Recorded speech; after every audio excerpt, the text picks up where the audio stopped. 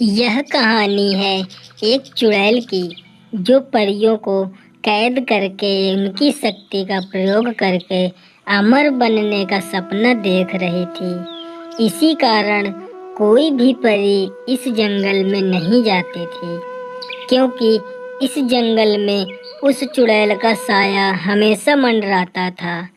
एक दिन की बात है, जब एक परी अपनी दोस्तों से अलग हो जाती है तो वह उसी रास्ते से जा रही थी जिस रास्ते में वह जंगल पड़ता था, और वह मन ही मन कहती है, हे भगवान, मैं अपने घर पहुंच पाऊंगी या उस दुष्ट चुड़ैल का शिकार बन जाऊंगी।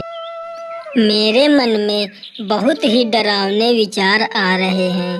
भगवान, अब आप ही बचा सकते हैं। वह परी इतना कहकर जा ही रही थी कि अचानक उसके रास्ते में वह चुड़ैल आ जाती है और उसको देखकर बोलती है, क्यों परी दीदी, आज कहाँ जा रही हो? या इस जंगल की सैर करने निकली हो? मुझे तो नहीं पता, पर मैं यह जरूर जानती हूँ कि तुमको मुझसे कोई नहीं बचा सकता। देखती हूँ कि कौन आता है तुमको मुझसे बचाने के लिए। कौन आता है मेरी शक्ति के आगे? भगवान भी नहीं टिक सकते हैं। मैं तो परियों की शक्ति से अमर हो गई हूँ। जब परी उस दुष्ट चुड़ैल से कहती है तो वह चुड़ैल से बोलती है, अरे दुष्ट चुड़ैल, तू अपनी शक्तियों का घमंड क्यों कर रही है? तुझे पता नहीं, घमंड करने वाले का विनाश निश्चित होता है। तू अपने घमंड के आगे भगवान को भी चुनौती दे रही है।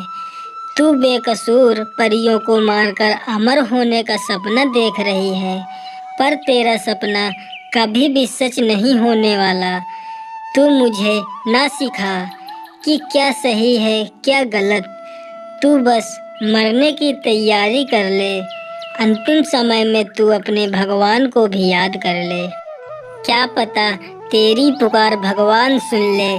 पर जब चुड़ैल की बातों को सुनती है तो वह मन ही मन भगवान को याद करती है, मगर तब तक वह चुड़ैल अपनी शक्ति से उस पिंजरे में परी को कैद कर लेती है और बोलती है, यह ले, मेरी शक्ति के आगे तेरे भगवान भी नहीं टिक पाएंगे, क्योंकि वह जानते हैं तेरे भगवान में मुझसे ज़्यादा शक्ति होती तो वह तेरी सहायता जरूर करते। अब मैं तुझे शक्तिहीन कर दूंगी। तेरी शक्ति से एक नई दिव्य ज्योति बनाऊंगी, जिससे उस व्यक्ति के आगे कोई भी टिके ना। इस तरह मैं पूरी दुनिया में राज करूंगी। इस तरह मैं अमर हो जाऊंगी। परी फिर से भगवान को याद करती है तो वहाँ पर भगवान जी प्रकट होते हैं, तो उसे अपनी शक्ति से पिंजरे से आज़ाद करके उस चुड़ैल को अपनी शक्ति से मार देते हैं, और इस तरह उस चुड़ैल का अमर होने का सपना टूट जाता है।